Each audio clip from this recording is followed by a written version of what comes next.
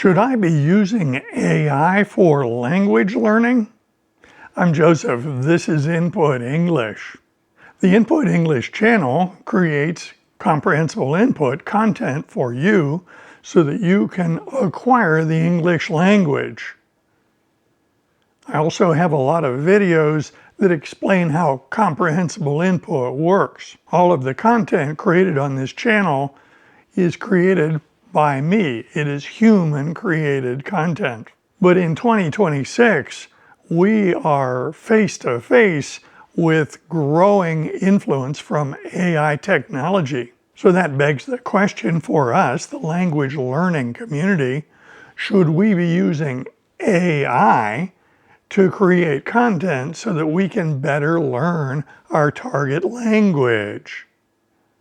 Now, if you go onto YouTube and you look up that question, you will get a lot of content that opines about the use of AI. Today, I'd like to talk about AI and put it in perspective. What does it mean for us? What does it look like in 2026? Let me start out by admitting that I am not a computer scientist. I'm not an expert in AI, and I'm not going to give you technical information about AI. My perspective, my point of view, is that of a language learner, a content creator, and just a citizen. Let's start out trying to get a little perspective. AI is a tool. It is a technology that we are increasingly in contact with. What about previous technologies? What sort of new innovations have developed in the past that created a big upheaval?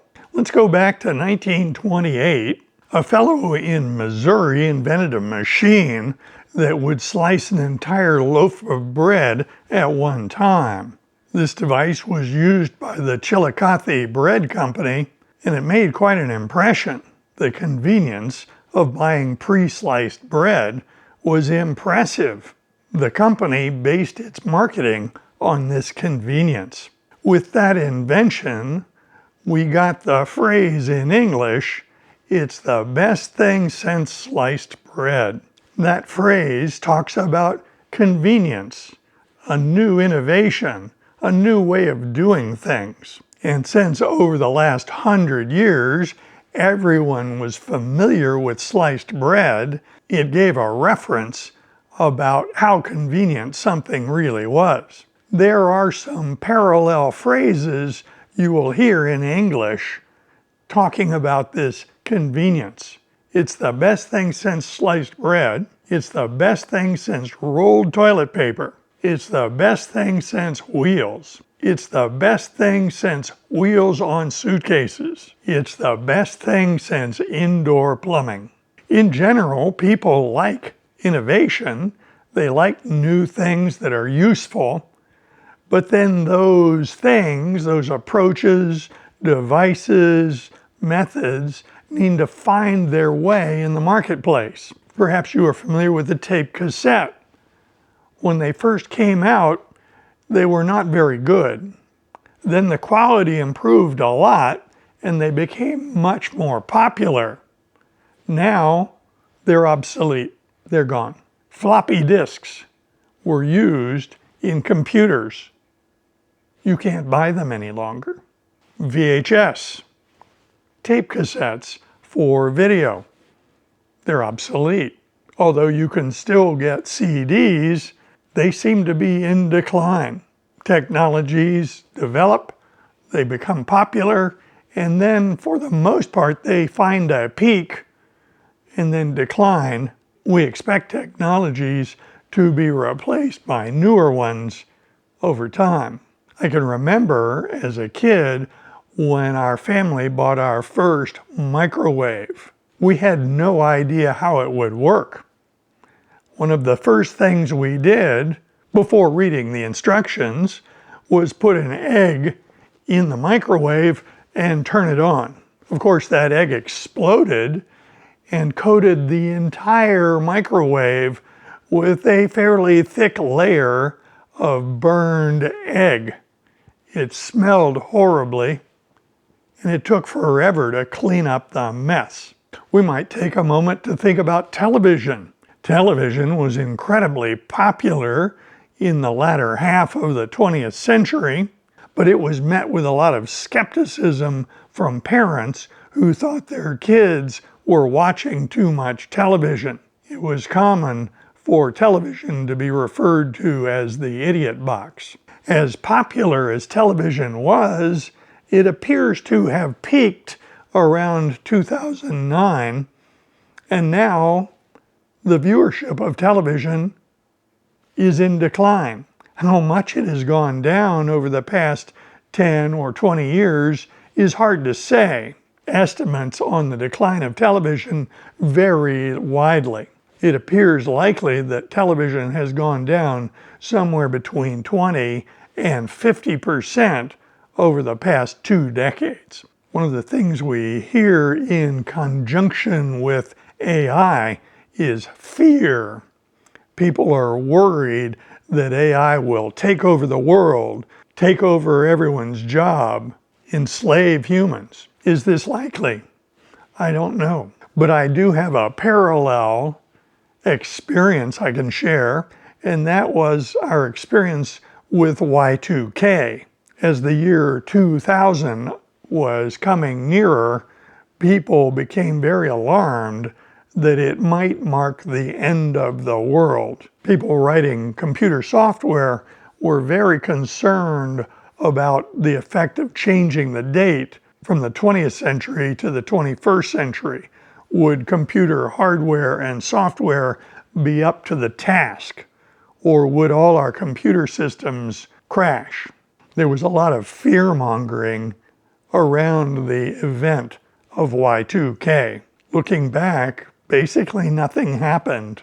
New Year's of the year 2000 came and went, but we didn't witness any big catastrophes because of Y2K. So should we be using AI?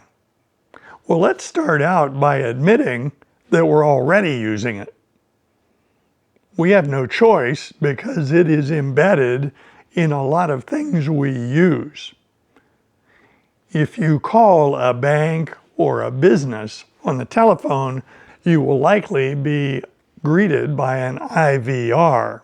An IVR is an interactive voice response system. These IVRs answer the phone calls and then require the caller to either say or enter on a keypad their choice from a menu. Sometimes this works very well, but sometimes the choices on the menu don't offer the caller a solution to their problem. These menus frequently are designed to prevent the caller from getting through to a staff member. I find it very common to call a business and get into an endless loop of menus which never allow me to speak to a representative. Some of these menus allow you to enter 0 to get to a representative, but frequently they don't tell you that you can enter 0 to get a representative. I frequently try that entry of 0 hoping to get to a representative. If you do Google searches or any online search, you are dealing with an AI. The responses are generated by AI. If you watch videos on YouTube, your feed of suggested videos is created by an AI. So let's first of all recognize that we're already using AI pretty much every day. But should we use it for language learning? My answer there is maybe. I was taught years ago, when faced with new technology, don't be the first to use it and don't be the last. So what would be a reasonable way to approach AI in the area of language learning using comprehensible input? Number one, do you have a need to do this? If you are using comprehensible input to learn a language, the question is, what about the availability of good comprehensible input content? Can you find enough input at your level to satisfy your needs? For many languages, the answer is yes. In Spanish, the answer is a resounding yes, because a lot of creators have created a lot of comprehensible input. The whole point of the Input English channel is to create a pool of good, interesting, comprehensible input for English language learners. For some languages, the availability of input may be very limited, and this may be a setting in which AI is very useful. The next question is, if you have decided to use AI to create comprehensible input for your language learning efforts, how do you do it? The answer to that is changing month to month and year to year. The technology is changing dramatically. From memory, I can point out ChatGPT, Gemini, and Notebooks LM. These are the three AIs that come to mind, but there are many more. The ones I'm about to list I have never used or never knowingly used. They include Claude, Grok, DeepSeek, 11 Labs, Synthesia, Veo, and Gamma. I'm sure there are many more, but those were some I was able to identify, big players in this market. And of course, that list was generated by an AI from a Google search. That list will change, it will evolve over time. Of all of these AIs, I have used the three over time. Certainly I've used Gemini from Google, I've used ChatGPT, and I have used Notebook LM. It appears that the key in 2026 for generating output from an AI that is useful to us is all about the prompting. In order to get what you want from an AI, you have to prompt the AI. You have to give it instructions that tell that AI what you want. The more specific your instruction is, the better the output will be, up to the limits of the AI.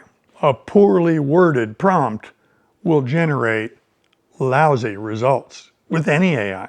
So what that tells me is there's going to be a learning curve for us. We will need to learn how to prompt AIs. That could turn out to be a big time expenditure. Could we automate the prompting process? Could we ask an AI to create a good prompt so that we can provide that prompt to an AI to generate our input? Perhaps. One of the nice things about prompts is they are text files. They can be edited and they can be submitted time and time again so that you can learn what happens as you change the prompt that you give to the AI. You may be able to refine a prompt and thus refine the input you're making. As of this recording, I do not want to radically change the way I'm learning languages. I don't want to spend hours each day trying to learn the technology of prompting an AI.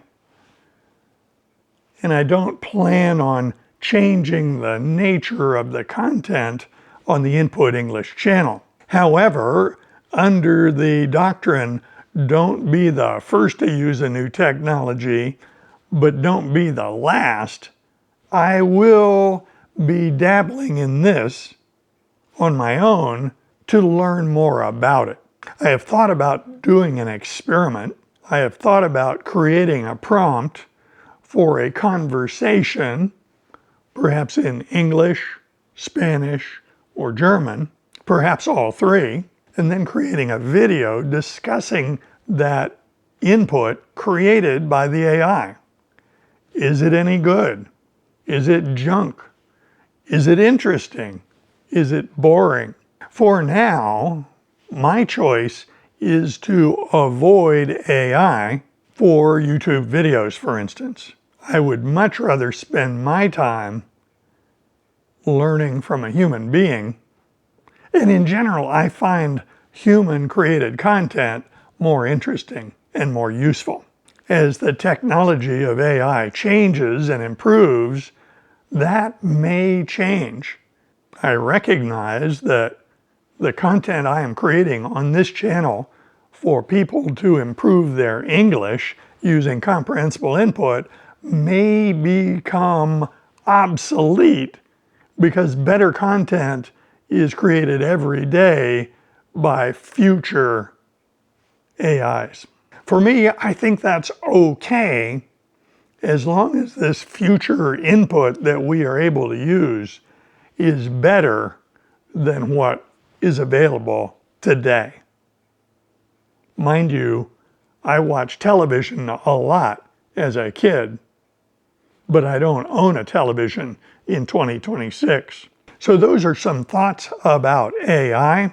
By no means was this a definitive treatment of the subject.